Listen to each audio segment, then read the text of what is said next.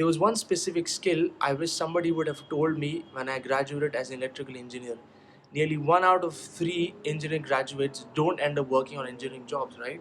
And there are several reasons for that. One of them could be that they're either dissatisfied towards their jobs, or either there's a lack of career advancement, or either it could be just mismatching of the skills, right? And then there is an underlying reason for that. Most of the graduate engineers actually think that they will end up working on an exciting R&D project in the first week of their job. Or most of the graduate engineers think that they will learn all the tools and tips and tricks in the first week of their job. And the reality is somewhat different.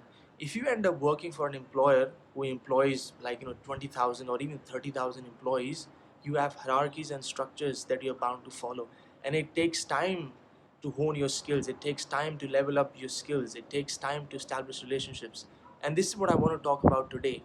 How building empathy has helped me to grow my career from an engineer to a project director, where I now manage projects nearly $300 million in the energy sector. In simpler terms, building empathy is all about active listening and showing care and concern about others. Yes, it sounds cliche, but bear with me as I want to explain that with two work examples and how it has helped me to grow my career. So it was around 6 months after my graduation where I landed in Doha, Qatar. I think it was around 11 January 2011. I still remember that day as a graduate engineer working for a company called Prismian Group. I think most of you guys may not have heard about this company, but Prismian is the largest cable manufacturer in the world. If you want to know more about the company, there's a link in the description below. So a few days later, I was told to come on site at 5 a.m. in the morning to witness the installation of high voltage cable laying, right? And high voltage cable laying is mainly an outdoor activity, primarily because the site workers are usually productive in the morning due to weather conditions.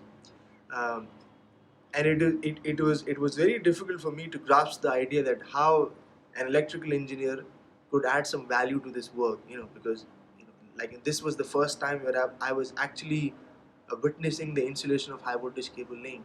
And I still remember that day where all I did during that day from the morning to the evening is just actively listen, continue to observe, and ask questions. That's all I did. It was difficult, and that I've spent 3 years in the university, and all I'm doing here is just standing, uh, looking at the workers, and all they're doing is just installing cable. And being electrical engineers, you're not adding real value, but that's exactly what I did.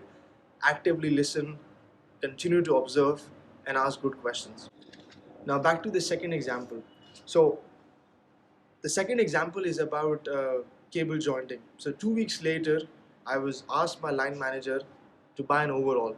Uh, some of you may have heard about overall. Some of you may have heard about protective wear, like whatever that is. But that's exactly what I wore for 2 weeks.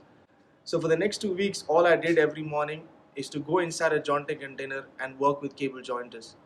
Um, in fact, I was not doing any cable jointing, but all I did was that I just observe cable jointers. I try to understand what are the resources requirements, what are their health and safety requirements, what are the things that they are most concerned about, what are the things that most matters to them. Right? Now here's the interesting part.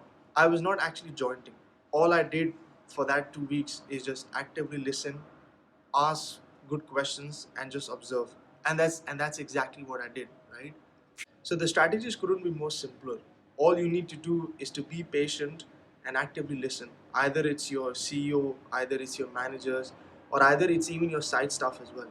Now I understand that at the start of your career, you want to be part of this exciting projects. You want to move at an exciting pace, but at the same time, do not underestimate the power of empathy, especially at the start of your career.